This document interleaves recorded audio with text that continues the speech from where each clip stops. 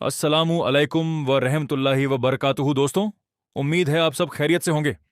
आज की इस वीडियो में हम कुरान शरीफ की एक बहुत ही अजीम, बरकत वाली और ताकतवर आयत के बारे में बात करेंगे, जिसका नाम है आयतुल कुर्सी।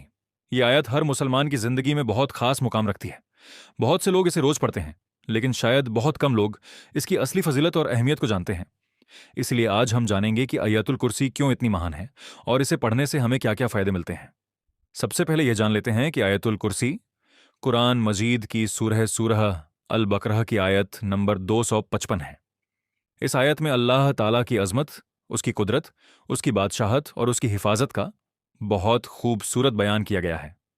इस आयत की शुरुआत इन लफ्जों से होती है, अल्लाहु ला इलाहा इल्ला हुआ अल हय्यु अल कय्यूम, यानी अल्लाह के सिवा कोई माबूद नहीं है, वही हमेशा जिंदा रहने वाला है और सारी कायनात को संभालने वाला है।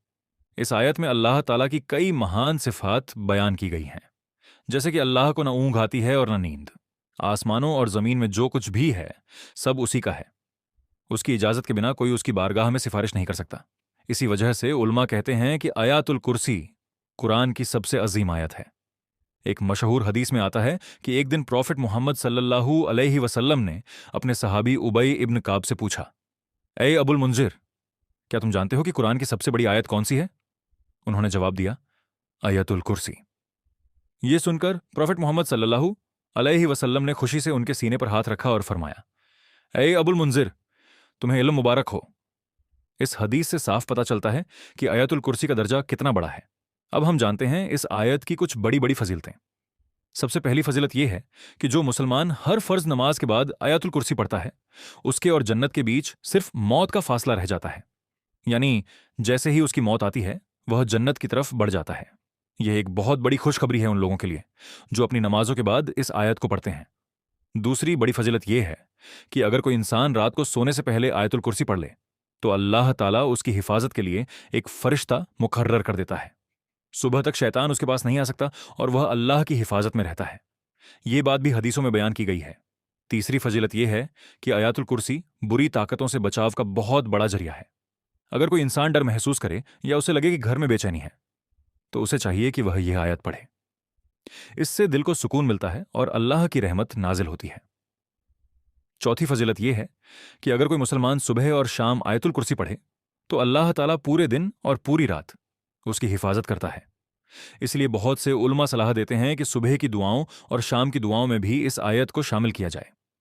पांचवीं फजीलत यह है कि घर में आयतुल कुर्सी पढ़ने से घर में बरकत आती है और शैतान उस घर से दूर रहता है।